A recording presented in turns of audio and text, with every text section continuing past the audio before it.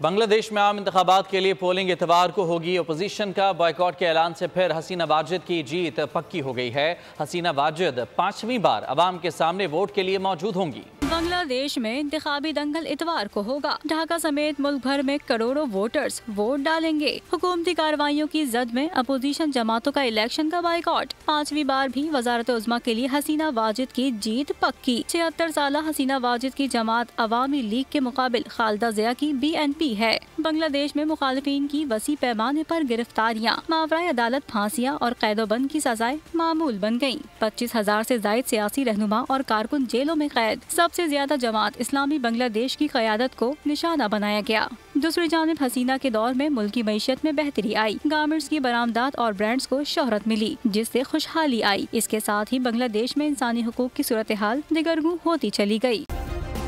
Subscribe करें और bell दबाएं ताकि कोई खबर रह न जाए।